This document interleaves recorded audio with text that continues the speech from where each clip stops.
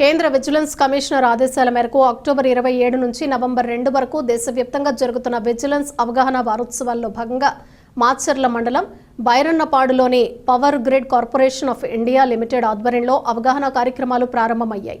మాచర్ల పట్టణంలో ప్రజలకు అవినీతి నిర్మూలనపై అవగాహన కల్పించేందుకు నిజాయితీ ముద్దు, అవినీతి వద్దు నినాదాలతో రింగ్ రోడ్ సెంటర్ నుండి బస్టాండ్ సెంటర్ వరకు ర్యాలీ నిర్వహించారు.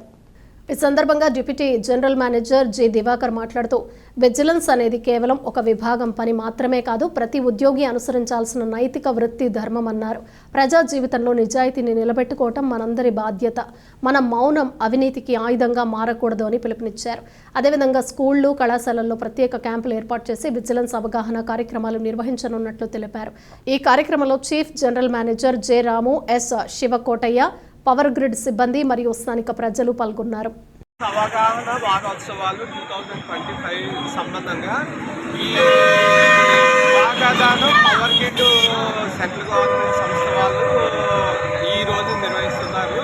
ప్రజల్లో అవినీతి నిర్మించడానికి అవగాహన కల్పించడానికి ప్లస్ వాళ్ళ అవేర్నెస్ పెంపొందించుకోవడానికి ఈ యొక్క వారోత్సవాలు నిర్వహిస్తున్నారు.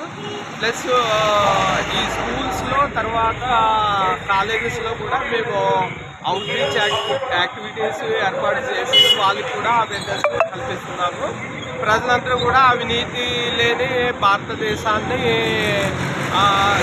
ఆ యొక్క ఎయిమ్ని సాధించడానికి ప్రతి ఒక్కరు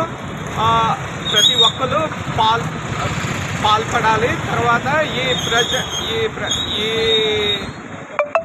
ఇది థీమ్ ఏంటంటే, ఈ సంవత్సరం థీమ్ ఏంటంటే విజిలెన్స్ అవర్ షేర్డ్ రెస్పాన్సిబిలిటీ. అంటే ప్రజలందరూ కూడా వాళ్ళ యొక్క ఏదో అవినీతి లేని భారతదేశాన్ని సాధించడానికి ప్రతి ఒక్కరు వారి యొక్క తోడ్పాటు కల్పించాలి.